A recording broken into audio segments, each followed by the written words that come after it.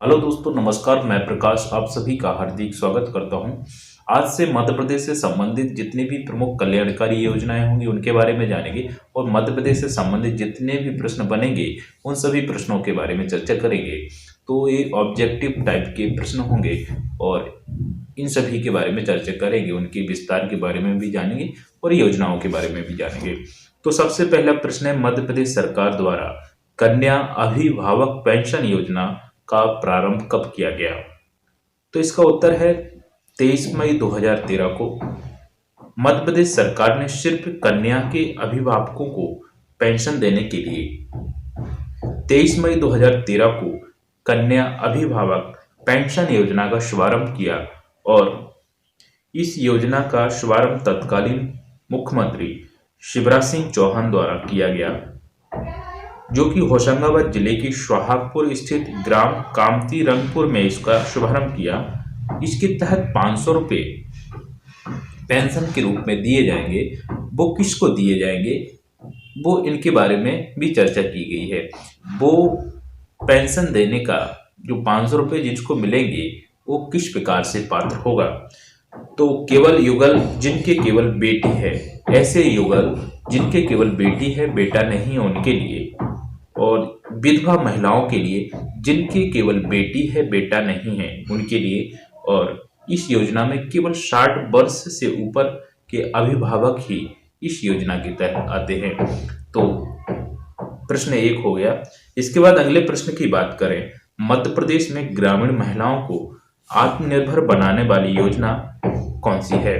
मध्य प्रदेश में ग्रामीण महिलाओं को आत्मनिर्भर बनाने वाली योजना कौन सी है? तो इसका उत्तर है ग्राम्या योजना। ग्राम्या योजना प्रदेश यानी मध्य प्रदेश सरकार ने ग्रामीण महिलाओं के आत्मनिर्भर बनाने के लिए ग्राम्या योजना को लागू किया, जिसके तहत महिलाओं को लघु व्यवसाय शुरू करने के लिए आर्थिक सहायता दी जाती है। और इस योजना में महिलाओं द्वारा 500 रुपये मुक्त कर 10 रुपये प्रति सप्ताह की दर से लौटाया जाता है और पुनः 1000 रुपये कर्ज के रूप में लिया जा सकता है। इस योजना की बात करें तो 7 वर्ष तक चलने वाली इस परियोजना में करीब 1 अरब वित्त की व्यवस्था की गई है। तो ये मध्य प्रदेश ग्रामीण महिलाओं को आत्मनिर्भर बनाने के लिए इस योजना का शुभारंभ किया गया है। ओके, अब अगला प्रश्न है, मध्य प्रदेश सरकार की कौन सी योजना वेश्यावृत्ति से निजात दिलाने के उद्देश्य से प्रारंभ की गई है? मध्य प्रदेश की ऐसी कौन सी योजना है जिसको वेश्यावृत्ति को, जो वेश्यावृत्ति होती है उससे निजात दिलाने के लिए शुभारंभ उसका किया गया है? तो ऐसी है जाबाली योजना। जाबाली योजना तो मध्य प्रदेश में वेश्यावृत्ति एवं निम्न स्तरीय व्यवसायों में लिप्त महिलाओं को सम्मानजनक व्यवसाय आरंभ कराने हेतु राज्य सरकार ने वर्ष 2004 में जाबाली योजना का शुभारंभ किया। और जाबाली योजना मुख्यतः मध्य प्रदेश की बेड़िया, बाछड़ा और शासी जनजाति की महिलाओं और बच्चों के उत्थान एवं पुनर्वास में सहायता हेतु प्रारंभ की गई है। मुख्य रूप से 3 जनजातियों के लिए बेड़िया, बाछड़ा और शासी जनजाति की महिलाओं और बच्चों को के भविष्य का उत्थान एवं पुनर्वास में सहायता हेतु इस योजना का शुभारंभ किया गया। कब किया गया? 2004 में। ओके, अगले प्रश्न की बात करें, कन्या साक्षरता प्रोत्साहन योजना। कन्या साक्षरता प्रोत्साहन योजना का प्रारंभ कब किया गया? तो इसका उत्तर है वर्ष 2006 में, यानी वर्ष 2006 में, जनवरी 2006 में इसका शुभारंभ किया गया, कन्या साक्षरता प्रोत्साहन योजना का। मध्य प्रदेश सरकार ने अनुसूचित जाति, अनुसूचित जनजाति की छात्राओं को उच्च शिक्षा हेतु प्रोत्साहित करने के लिए उनका यह उद्देश्य था कि कन्या साक्षरता योजना को लागू किया जाए और जनवरी 2006 में इसका प्रारंभ किया। इसकी बात करें तो इसमें विशेषता की बात करें इसकी तो कक्षा 5वीं, 8वीं एवं 10वीं पास कर अगली कक्षा में नियमित रूप से प्रवेश लेने पर छात्राओं को क्रमशः 500, 800 और 500, 1000 और 3000 रुपयों की राशि को प्रोत्साहन के तौर पर दिया जाता है और इसको 2 किस्तों में दिया जाता है। ऐसी छात्राओं को प्रोत्साहन राशि की पात्रता नहीं होगी जिनके माता पिता या पालक आयकर दाता हों, टैक्स दाता हों या प्रोत्साहन राशि की पात्रता छात्रवृत्ति या शिष्यवृत्ति आदि के साथ अतिरिक्त रूप से होगी या रहेगी। कक्षा 9वीं में भी अध्ययनरत तक उक्त बालिकाओं को प्रोत्साहन राशि से दी जाएगी जो स्वयं के गांव की शाला में अध्ययन कर रही हों, अर्थात उन्हें साइकिल जो मिलती है, निःशुल्क साइकिल मिलती है, इसकी पात्रता भी उनके लिए नहीं होगी। मतलब ऐसी छात्राएं हैं जिनके गांव में पाठशाला है और उसी गांव में वो पढ़ने जाती हैं। जब कक्षा 9वीं में उनका प्रवेश होगा तो उनके लिए भी सरकार द्वारा निःशुल्क साइकिल की पात्रता नहीं होगी। ओके, तो इसके बारे में भी चर्चा की गई है इस योजना में। कौन सी योजना है? कन्या साक्षरता योजना। अगले बात करें तेजस्विनी ग्रामीण महिला सशक्तिकरण योजना मध्य प्रदेश के कितने जिलों में प्रारंभ की गई है?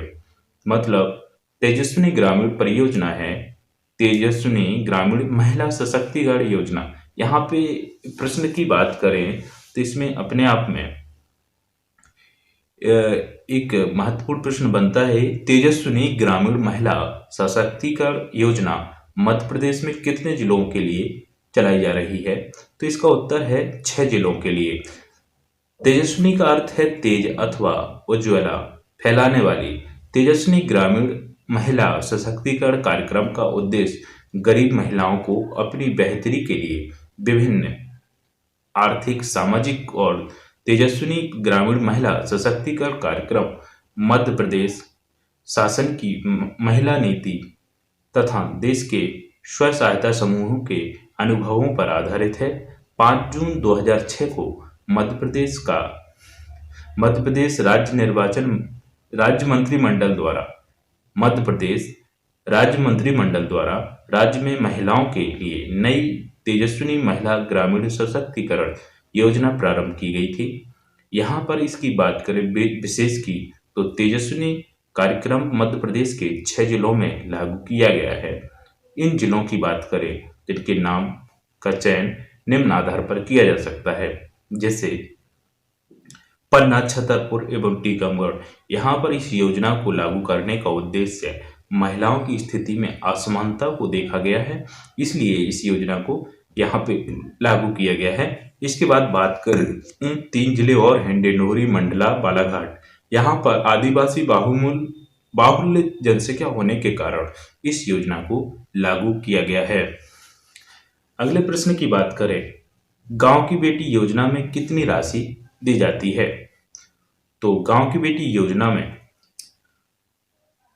500 रुपये प्रोत्साहन राशि दी जाती है। मध्य प्रदेश सरकार ने 2005 में प्रारंभ की गांव की बेटी योजना के तहत गांव की एक प्रतिभाशाली या प्रतिभावान बालिका को 5वीं में प्रथम श्रेणी में उत्तीर्ण होने के कारण 500 रुपये प्रोत्साहन राशि के तौर पे दिए जाते हैं।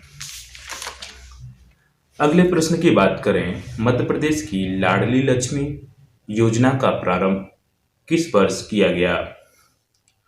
तो इसका उत्तर है 1 अप्रैल 2007 को मध्य प्रदेश सरकार ने कन्याओं के लिए 1 जनवरी 2006 के बाद जन्म लेने वाली बालिकाओं के सशक्तिकरण के लिए मध्य प्रदेश की नई लाडली लक्ष्मी योजना 1 अप्रैल 2007 से प्रारंभ की गई। इसका लाभ 2 बच्चों तक सीमित है। लाडली लक्ष्मी योजना के तहत सरकार की ओर से बेटी के जन्म से अगले 5 वर्ष तक हर साल 6000 उसके नाम से जमा किए जाते हैं और इस स्कीम के तहत सरकार हर साल 6000 के राष्ट्रीय बचत पत्र खरीदती है और इसे समय समय पर रिन्यू कराती है। यहाँ बात करें लाडली लक्ष्मी योजना की, तो इसकी सफलता से प्रभावित होकर के अन्य ऐसे 6 राज्य हैं जिन्होंने मध्य प्रदेश से प्रभावित होकर के, क्या है कि लाडली लक्ष्मी योजना मध्य प्रदेश में सफल रही है, इससे प्रभावित होकर के अन्य 6 राज्यों ने भी लाडली लक्ष्मी योजना को लागू कर लिया है। अगले प्रश्न की बात करें, मध्य प्रदेश में घरेलू हिंसा से पीड़ित महिलाओं के हितार्थ में कौन सी योजना लागू की गई है? इसका उत्तर है उषा किरण योजना। उषा किरण योजना घरेलू हिंसा से पीड़ित महिलाओं को आर्थिक सुरक्षा उपलब्ध कराने तथा उन्हें स्वावलंबी बनाने के लिए उषा किरण योजना मध्य प्रदेश में शुरू की गई। इसका शुभारंभ तत्कालीन राष्ट्रपति प्रतिभा देवी पाटिल द्वारा 29 जून 2008 को भोपाल में रविंद्र भवन में आयोजित एक समारोह में किया गया।